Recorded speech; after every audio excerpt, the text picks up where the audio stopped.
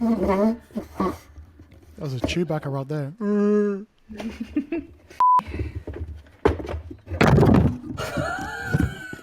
He's still got erupt.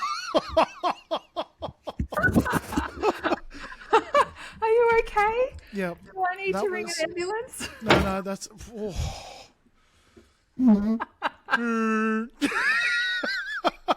We found the start of the episode. Wow.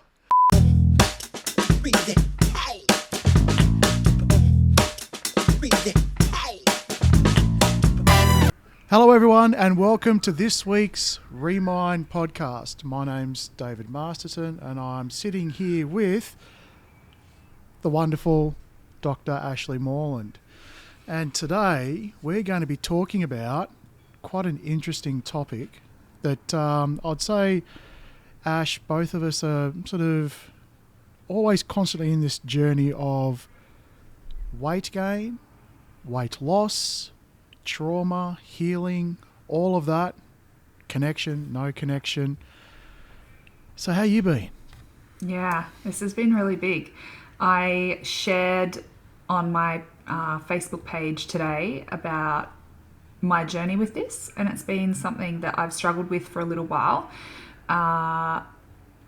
Recognizing the protective mechanism of excess weight and how I've hidden behind it. And, you know, the crazy thing is I work with this on a daily basis. I literally work with clients on a daily basis to look at how their unconscious programs and patterning are playing out in their lives and how they might be sabotaging themselves either in their health or their relationships or their business.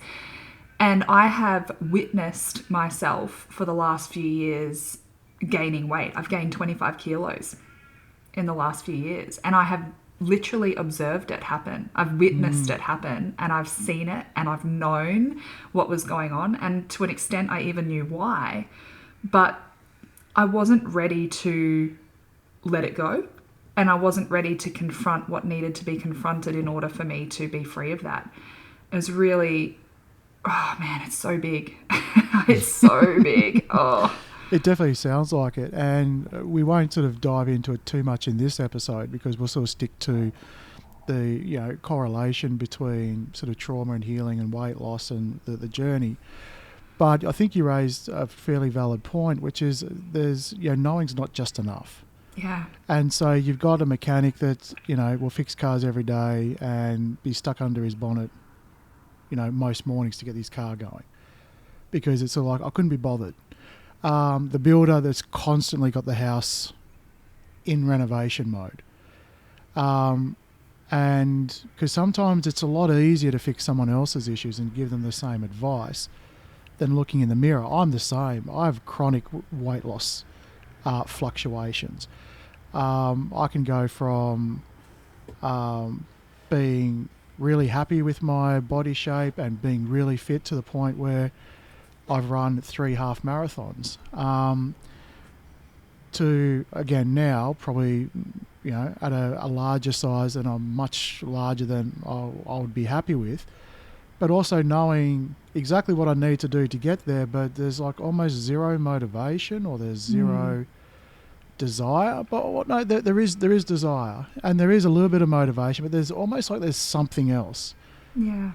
And so it could be a number of things. It could be a protection mechanism. It could be that you're focused on doing other things. And for me, I have 2 parts when it comes to eating. I'm either soothing myself or I'm feeding myself. There's nothing in between. I'm not a foodie. This whole delicious nature and deconstructed meals and 8-course things, none of that really gets to me. I like some things that I eat and I don't like some of the things that I eat. But will I eat to numb? Absolutely. Yeah. And so it can be a form of dissociation, I suppose, or probably more soothing, to be honest. Totally numbing out. Absolutely. And I think, so the context of this is I was a strength and conditioning coach for years. And I used to teach, only at a relatively basic level, but I used to teach nutrition at uni. And the thing is, I know the training that I need to do. I know what I can eat. I can calculate my macros. I can, I know all the stuff. But it's not just that I didn't do it, it's that I couldn't.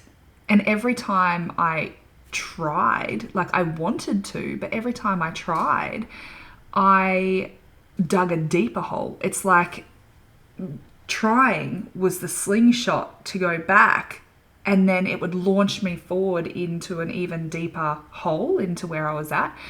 And I even observed this relatively recently. I was speaking to another practitioner who was sharing a similar journey, and we had said to each other, all right, let's work with each other.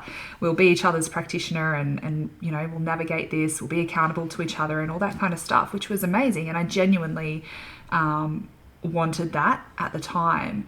And then over the course of probably the next month, I observed myself go even deeper into a hole.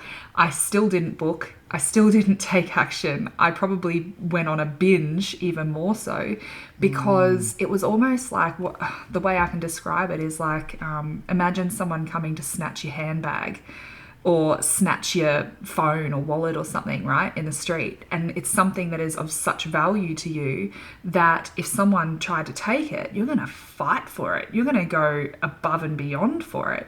And that's what it felt like. Like, that was the energy in my body. And I was like, no, you are not taking that away from me. That's my protection. That's my defense.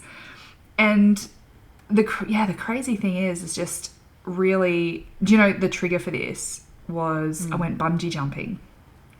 And I went bungee jumping. First thing they have to do is weigh you to make sure that, I don't know, the rope that they use is right. You don't drown in the water beneath you.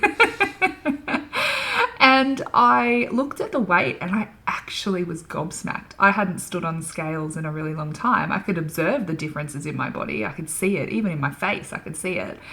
But I hadn't stood on scales. And oh my goodness, that was so confronting, and it sort of spiraled me a little bit to go, I can't hide from this anymore. And I really have to face this. So that was almost like the punch in the face that I needed to really turn towards this and look at it, because I had developed a real sense that it wasn't safe for me to have attention, especially attention from men. I am in a committed relationship. I got remarried last year, and it's the first relationship I've ever been in where I've felt really healthily connected to someone. And my husband and I were chatting about this, and I said to him, it's really, it brings up a lot of shame for me to admit that there was a part of me that thrived off the attention that I used to get. And when I had a hot body, when I was super fit, and I used to wear clothes that were provocative, not, super out there, but I certainly didn't leave a whole lot to the imagination. And I loved the attention, even when I was married. So it was almost like I didn't know how to have a committed relationship because I didn't want attention from anyone else anymore.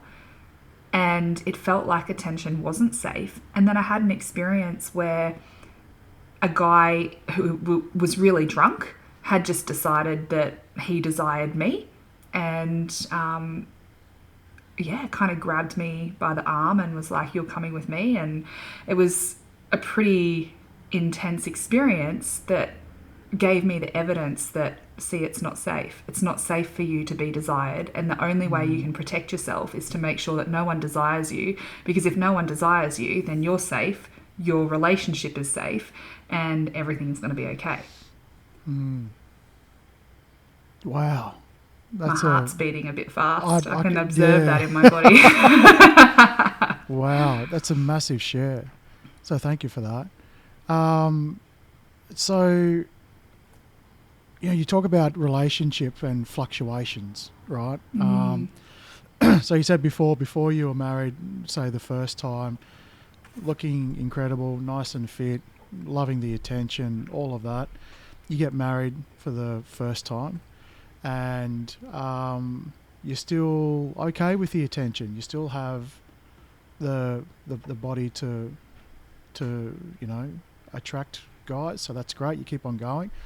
Can I add something to that though? Sure. I was okay with it because I was in an unhealthily attached relationship. Well, I was just going to come back to that Yeah. point, which is sort of like, so because what I want to do is just overlay this theory, which is fairly well known, that someone gets into a really sort of a great relationship and they stack it on. They're the happiest they could ever be, and they just stack it on. And it's sort of like, is there a link to that? Like for me, it's sort of like, yeah, I could observe that, especially in between my first and second marriage. It was like, I want to attract a mate, and so I want to put out there physically the best version of myself. Found my second wife, and then over time, you get comfortable, you get complacent, you get bigger. You're just happy because you're not sort of necessarily focused on it. And so it sounds like there might have been a little bit with all of that. It's sort of like you maybe found a bit of a safe space where you could allow yourself to not have to constantly focus on finding a mate, or because if you weren't in a happy relationship to start off with, was there the potential that there was that one foot out the door anyway? Exactly. And my husband and I have spoken about this. I don't think it was a case of I let myself go because I was so content. I don't feel that's relevant for my circumstance, but it absolutely is a relevant point, and I see that a lot.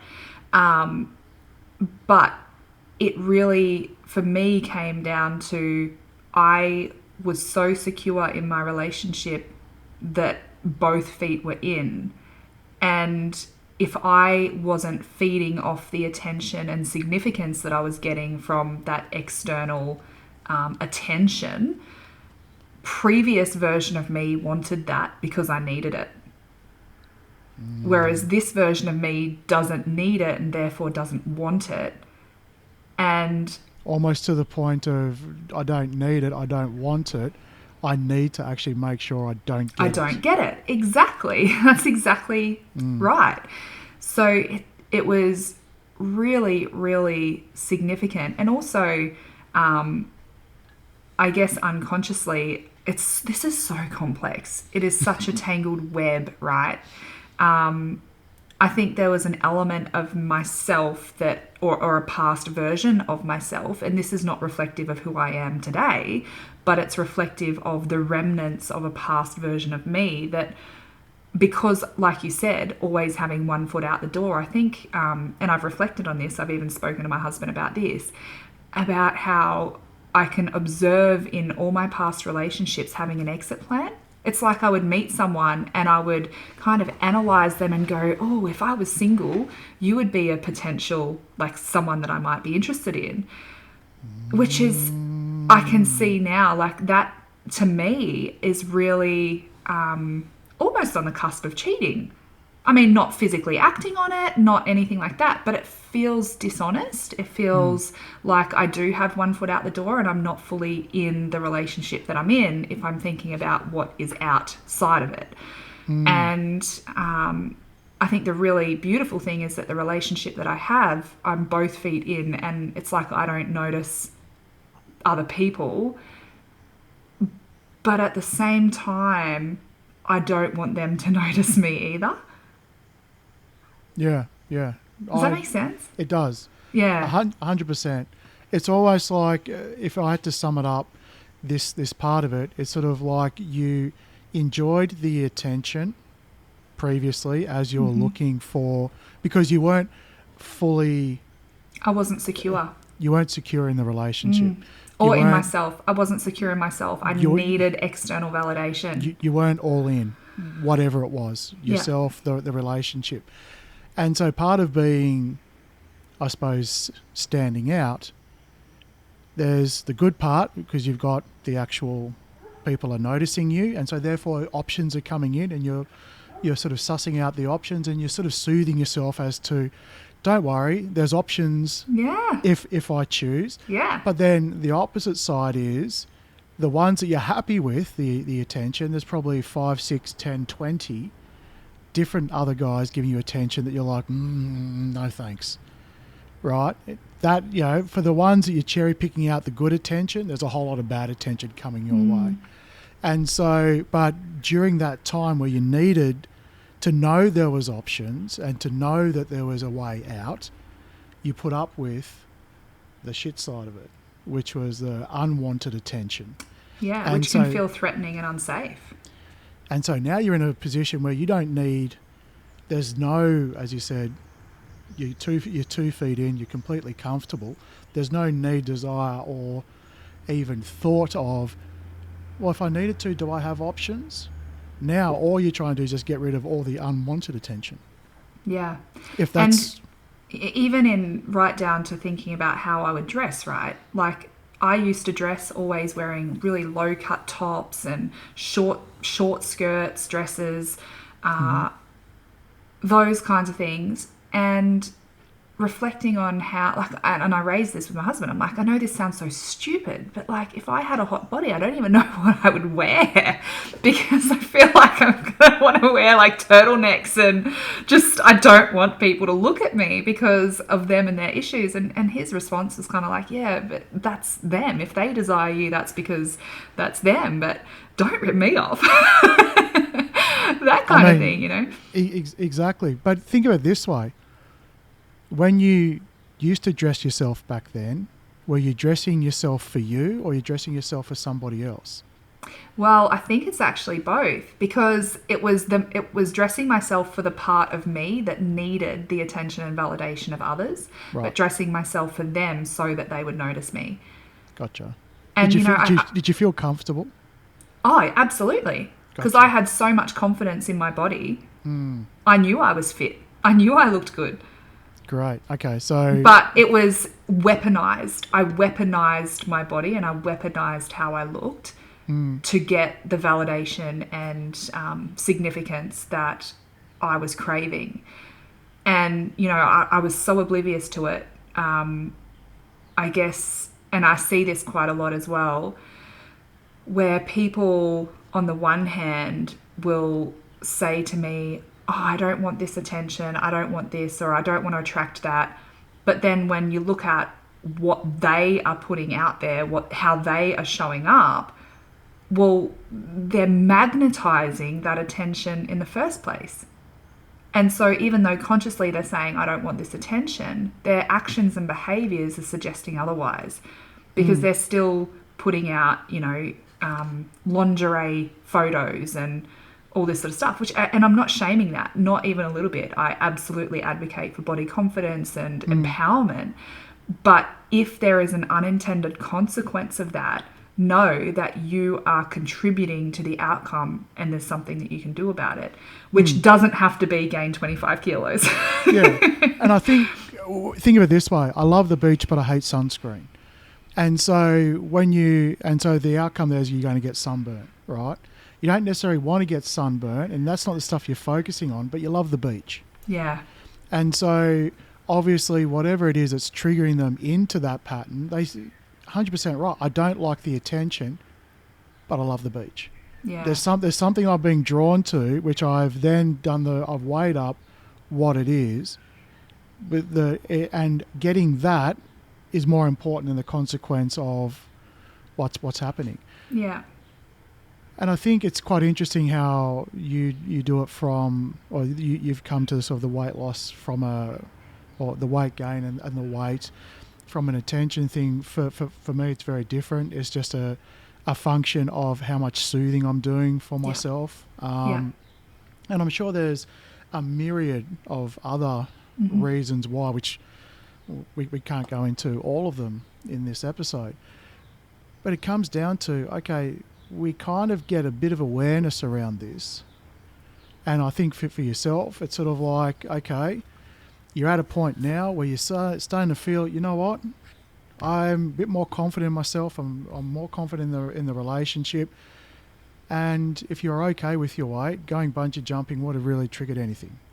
But it's triggered something within you. So clearly... Yeah, because I was in denial.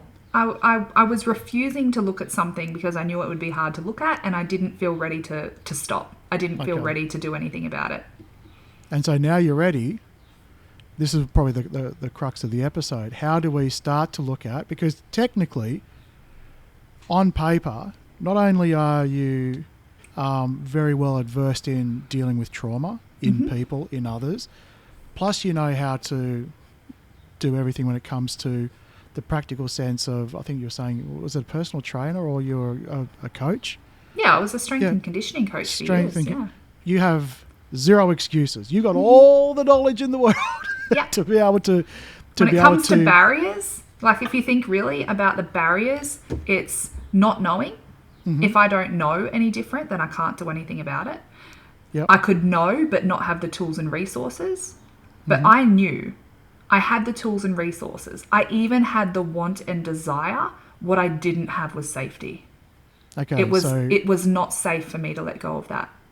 Do you feel safe now? I feel like I have what can I say? Yeah, I feel like I have a supportive group around me. Do you know, the biggest thing was actually voicing it, because after the bungee jumping thing, I was surrounded by a lot of people that I really knew and trusted while I was away, and I was able to put a voice to the things that I was feeling. And then I came home and I spoke to my husband about it, and again, like out of all the people that I could openly and absolutely unfiltered express what had been going on for me, like, and I feel emotion coming up even now. Like, we're going away this weekend for one of my husband's best friend's engagement parties. There's going to be a lot of people there who are really important to him, who knew me when we met and who knew what I looked like and who knew our lifestyle. We were both really healthy. We were both fit. And they were priorities in our lives. And I gave a voice to the shame that I was feeling, and to the point where I didn't even want to go this weekend because I feel that, can you feel the emotion? Can you hear the emotion? I felt that he should be embarrassed to be seen with me. I didn't even want to go because the people that I'm going to see are going to notice 25 kilos, and that he should be embarrassed to be seen with me. And that was so big to put a voice to that, because I have carried that shame just inside me. To not want him to see me, to not want him to touch me. Because although this was a protective mechanism to avoid attention from outside, it's also going to have an impact on our relationship. Now, he has not for a second indicated that this experience that I've been having has been a problem for him or a problem for our relationship, but it sure has been for me. And how I show up and the shame that I've been bringing has created distance, and that's not fair. But to the point where I didn't even want to go to this event because I feel like I'm not going to look good no matter what I wear, at a time where I actually want to look good because it's a special occasion. That, and especially the hardest was that my husband should be ashamed to be seen with me. That was really confronting. So the first thing for me has been actually bringing it out of the shadows of darkness, of shame, and putting a voice to it and allowing others to witness that, to receive that.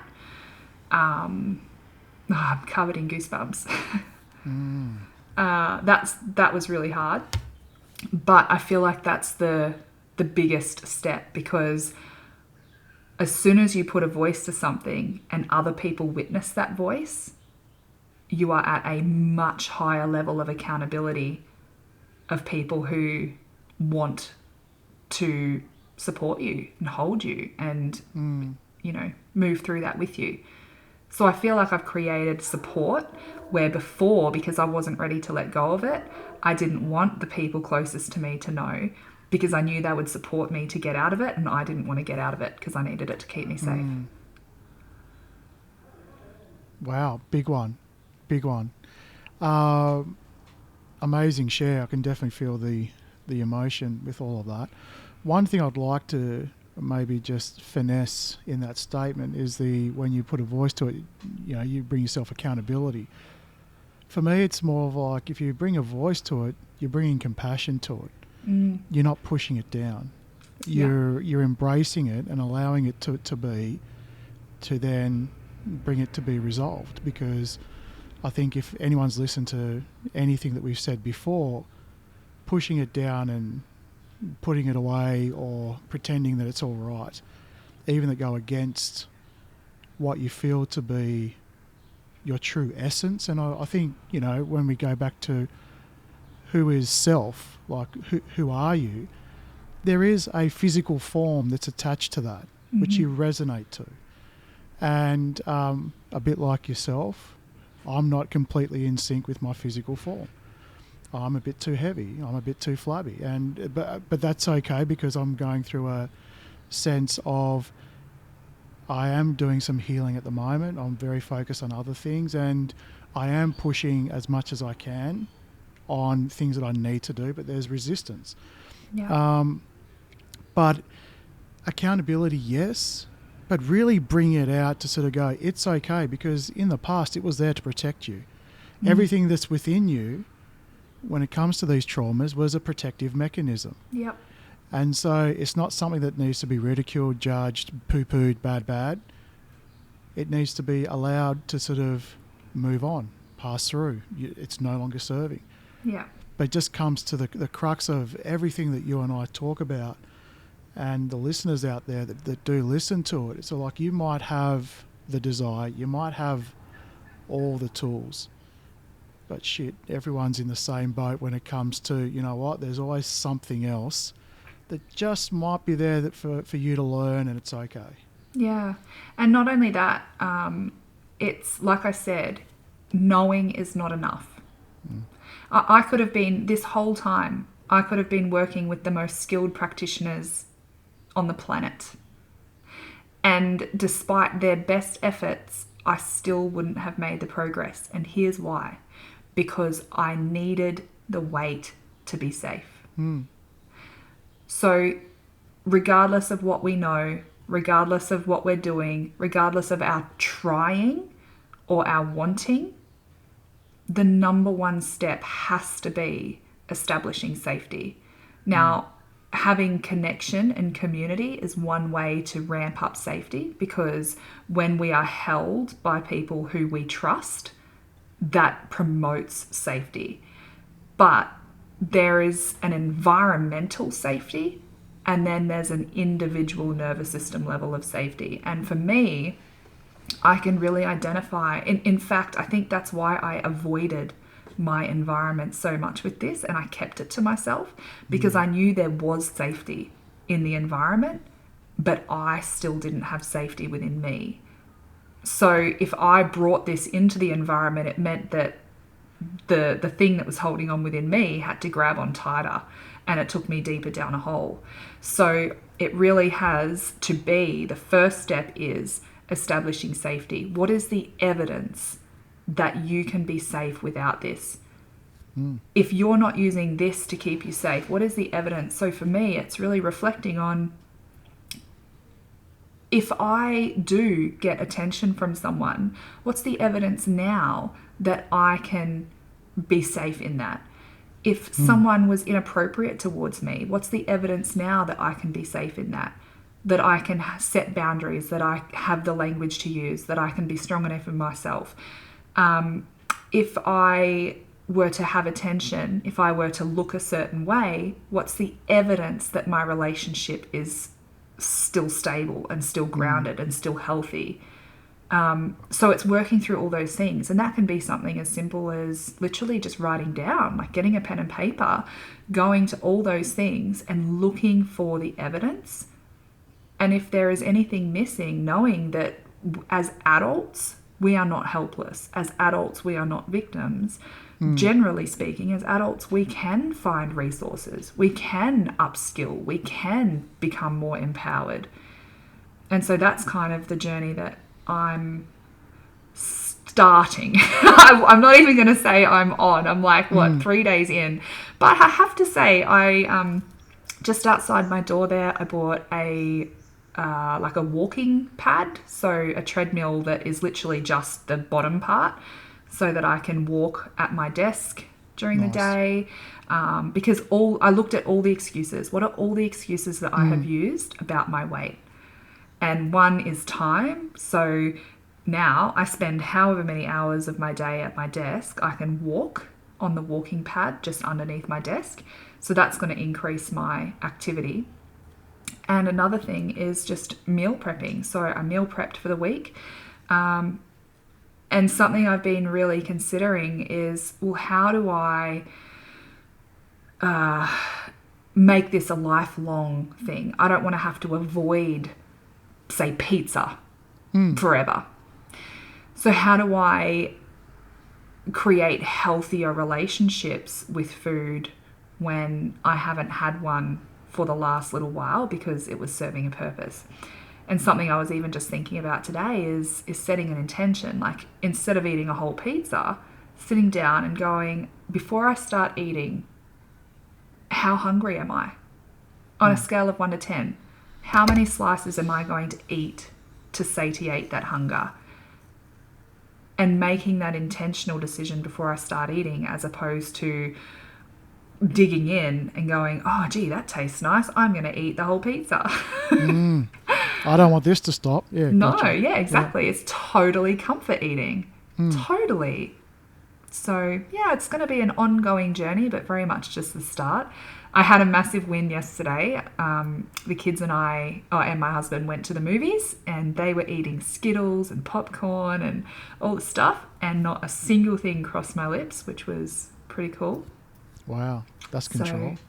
Especially at the movies, because it's just one of those things. You sit your bum down in the movie theatre. It's programming, right? And I was actually thinking about it walking in, going, how cool is that when you go to the movies and literally when you think of going to the cinema, what crosses your mind? Popcorn. Choc tops.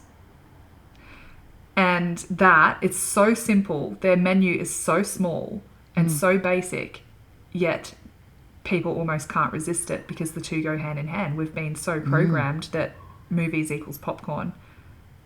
Yeah, and it's also very well placed that the candy bar or the wherever is right at the front where you have to buy the tickets. Yeah. And the smell of the butter and the popcorn, it's a very much a psychological thing. It's a bit like Subway pumping the bread smell out into the street. It's the same with McDonald's and KFC. It's the smells that they pump out that then start to get you fired up. Yeah. And what else are you going to do apart from watch a movie, which is great? It's snack time. So, look, I do get all of that. But I want to come back to this thing about safety and attention, especially for females, because this is a theme that I've heard a few times lately. Because, I think you did mention earlier in the show that someone just sort of went, I like, I want, I take. And it's a real thing to sort of go, okay, now someone that's experienced that sort of unsafety, how do you find that safety when it doesn't matter how much work that you do, you can't stop someone who's physically bigger than you to overpower you and put yourself into a sense of I like, I want, I take. And I think it's pathetic that there are guys out there that still operate on that motto. Absolutely. And especially in environments where there's alcohol involved. Yeah, well, just like any environment, all alcohol does for, from my perspective, is just lowers inhibition, right? It just sort of gets rid of some of the controls. It doesn't change the intention or the essence of who you are. It's not I completely agree, but how important is inhibition in that setting where the same guy could be in the exact same circumstance with the exact same woman, and they might still have that in their essence, but how important is inhibition in not acting on that inappropriate compulsion? Yeah, So important. It's essential.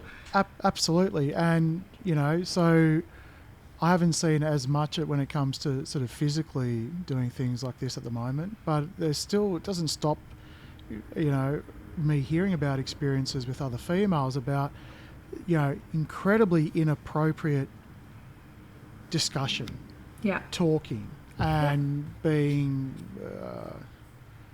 objectified. Yeah.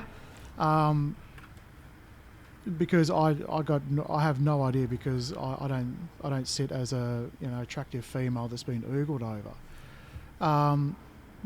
But how do you find safety in doing that? Where would you start? What would your advice be to people that are going through that, as apart from carrying around a 9mm or something if you're in the United States or a country that allows that? So like where we are, carrying pepper spray is illegal. Yeah. So how do you even start to find safety when it comes to that? What's your advice? Yeah, so the really interesting thing about this is that most experiences of unsafety, where it feels like there's been a threat, it feels like there's been a boundary crossed, actually happens with people that we know, not people we don't know. So that's the first really interesting thing, because often there's some level of relationship, even if it's just acquaintances, work colleagues, there's some level of relationship where most, and I'm talking about, there's statistics to support this, but I'm mostly talking about the experience that I've observed with clients who have gone through this, where there has been a pre-existing relationship with someone where in an opportune moment, that person's crossed a massive line.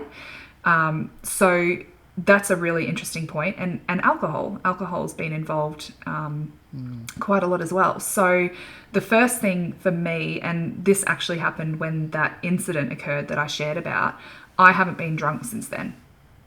Gotcha. That's the last time I've been drunk. And I started doing this process where I would just hug myself like this. I would hold myself and close my eyes, and I would just connect with my inner child. And my inner child said something along the lines of, I don't feel safe when you abandon me. And I was like, what? I don't abandon you. And I got really defensive. And like as clear as anything, she said, you abandon me when you drink alcohol. So by me drinking alcohol, I was abandoning my own inner child and compromising my own sense of safety, because my inhibitions were affected and my capacities were affected. So that's the first thing. I think if I'm sober and I have access to my prefrontal cortex, then I'm much better equipped to be able to respond to situations. I'm much better equipped to be able to think clearly, logically, and rationally. So that, I think that's actually really, really important for me, is when it comes to safety, I need to know that I have my faculties. I need to know that I am of sound mind. Another thing, again, is, the thing with this is people are going to perceive it however they're going to perceive it. I will guarantee someone will listen to this and take from this that I'm victim blaming, and that's not at all the case. I want to be really clear that it's never acceptable or appropriate for people to inappropriately behave in that way, right? But another big one for me is actually being intentional and conscious about the way that I'm dressing and what attention I'm attracting unconsciously. So that has been something that has been on my mind. And really thinking about who you spend time with, because like I said, those inappropriate advances are more likely to come from people that you know, in terms of them actually being a threat where they will try and take it that step further. In public, I've had other clients who gained weight because they had to walk past a pub every day and on their way home from work, and men drunk again in a pub would sit there and wolf whistle at them. And that felt very threatening for them. So they're strangers, but still around alcohol and unwanted attention. So there's definitely things that we can do, looking at, again, self-responsibility. But it's still difficult because it's sort of like ideally you shouldn't have to be able to, you shouldn't have to be doing that, but we do live. Exactly. You should be able to wear whatever you want. You should be able to spend time with whoever you want and be safe. The sad reality is that's not the case. It's just not. Not all the time. And just for anyone who's dealing with that, it will take some time to work through the initial trauma that sort of put you there, and then any repeat moments, which I'm sure can happen, and but still persist at it, because there's a nagging feeling, if you're watching this or you're resonating with this, that it's probably time to change your body shape, time to change, to let it go, to somehow resolve that trauma. Because otherwise, if you were very happy with the protective mechanism, you wouldn't have the but you'd just be happy with it. And so there's obviously something that it's grating up against that's telling you it's now time to let go.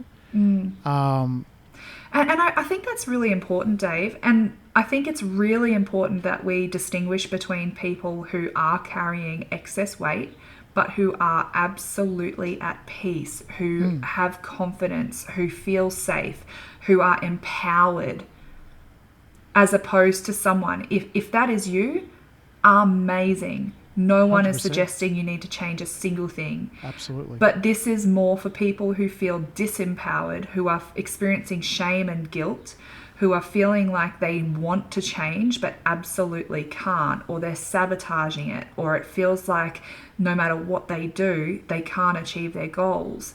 That's who this is for, because it's almost like you're trapped. You're in a prison cell. You look in the mirror and you don't see what you want to see. Yeah. And obviously this then can lead into, there's, body dysmorphia and the opposite side of, it doesn't matter how small or skinny, you're always going to pick problems with yourself. We're not diving into that at the moment, and that might be another thing we can talk about later on. But it's more just sort of around, if you're carrying weight and when you look at yourself, you're disappointed, or you're not resonating with, this is the essence of who I am and how I want to show up physically, then... and guys, both Ash and I are going through it. Yes, we talk about it, but yes, we're having our issues. It's easier for us to solve someone else's problem and tell you what to do than it is for us to look in the mirror and actually do it ourselves. I disagree with that to an extent. I think it is easier, but I think it comes down to readiness. So something I've had to grapple with is, if I am not working through this in my own life, then who the hell am I to help someone else work through it in their life? And there's an element of hypocritical, or I don't know what the word is, but what I've come to accept and realize is that they are my client because they're ready to let go of it. And there was many years where they weren't. And just honoring where I'm at on my journey, that was very much serving a purpose for me, and I wasn't ready to let go of it. Which is why I wasn't seeking practitioners, which is why I wasn't taking action to really confront it and overcome it. And so, yes, absolutely, it is so much easier to, not practice what we're preaching, or to help someone else rather than deal with our own issues. But I think it's also really important to acknowledge that readiness is everything. Because if someone came and took off all your clothes, how exposed and vulnerable and scared would you feel? That would feel awful. There has to be a level of readiness for you to feel safe in handing over that issue, because if your life gets harder or worse without it, no matter what, you won't let it go. I think the beautiful thing is that I feel ready. I feel ready to, that's why we're having this conversation, putting it out there. That's awesome.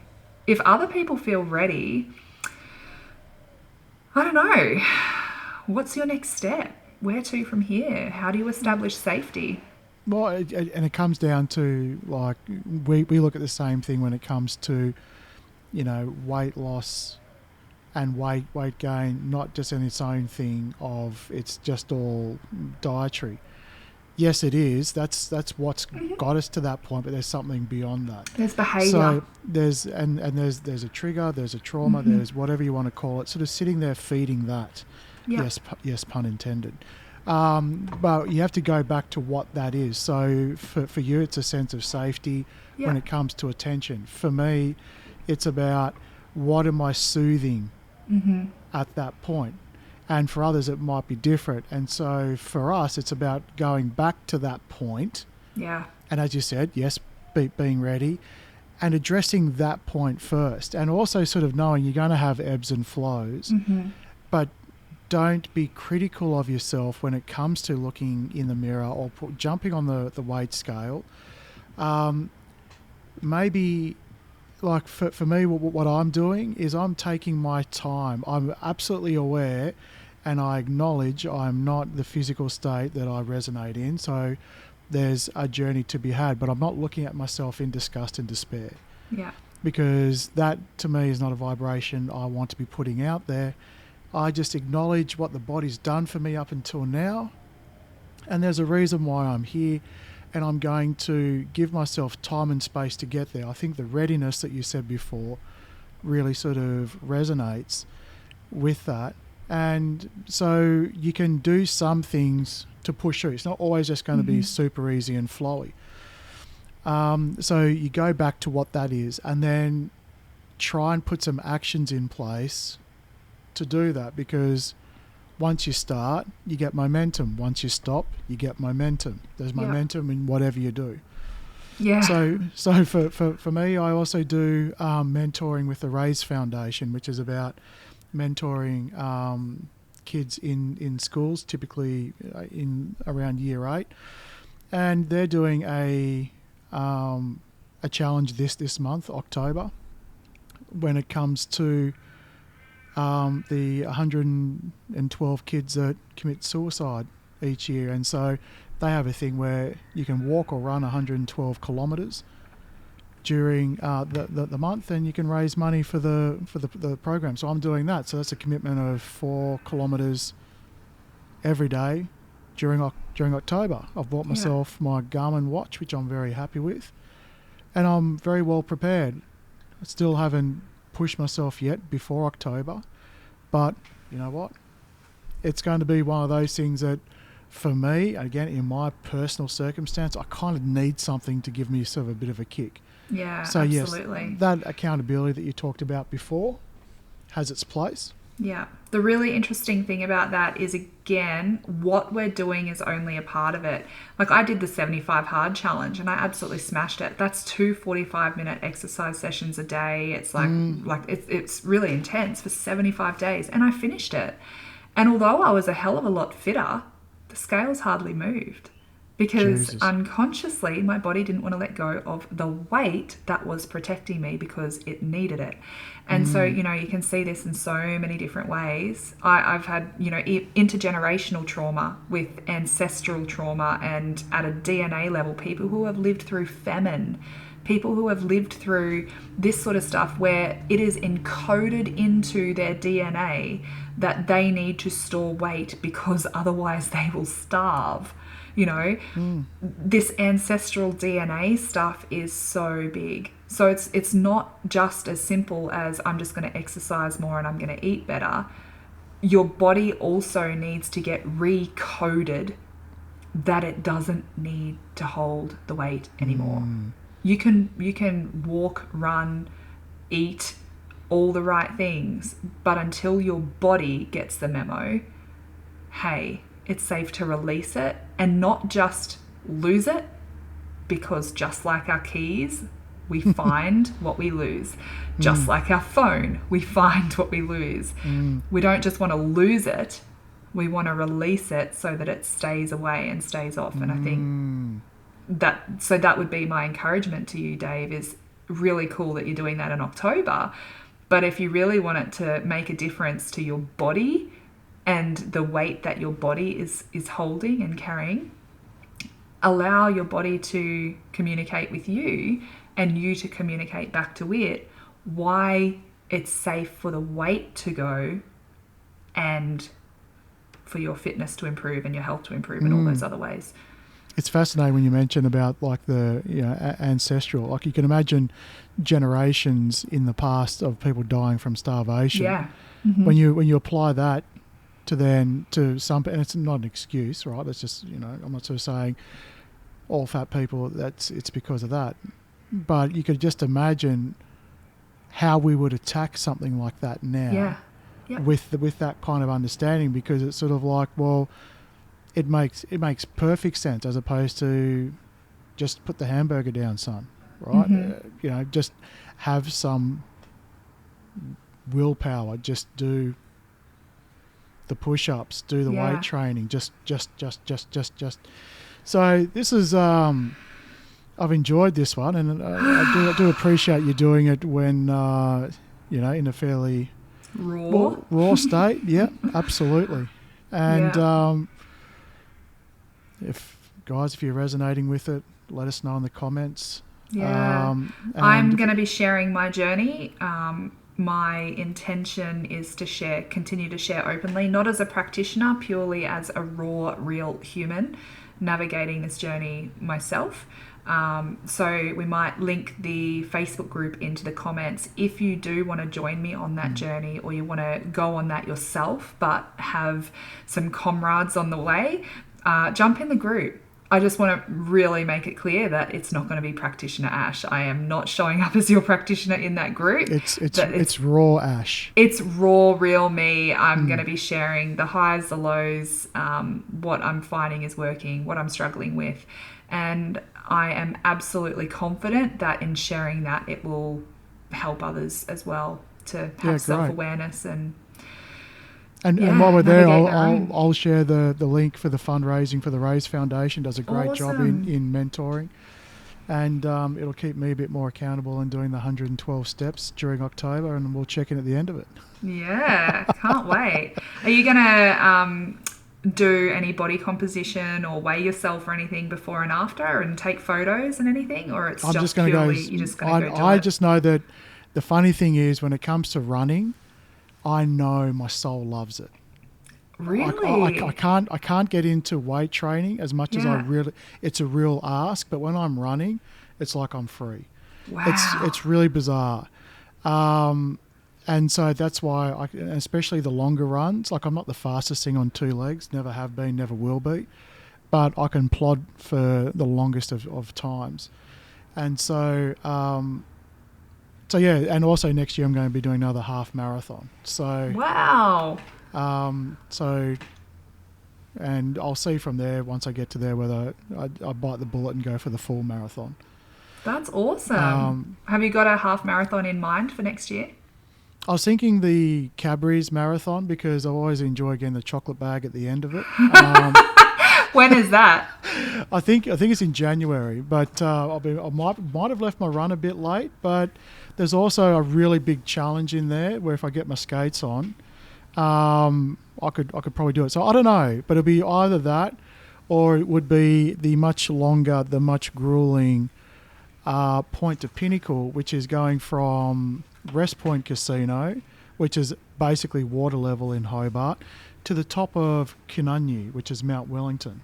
Wow. And that sounds absolutely awful. Yeah, it's 21.2 Ks that away and about 1.2 Ks that away. Wow. So, and for those listening, it's, you run it that way, but the elevation up is about 1.2 kilometres. Yeah. So that mountain is, so it'll be one of those. So. Really cool. I'm excited. Maybe we should do a revisit, even if it's an in-between episodes, but just a little bit of an update, revisit on our progress and what's been going down. And maybe, you're right. Maybe we could just do a little bit of a check-in about all of that.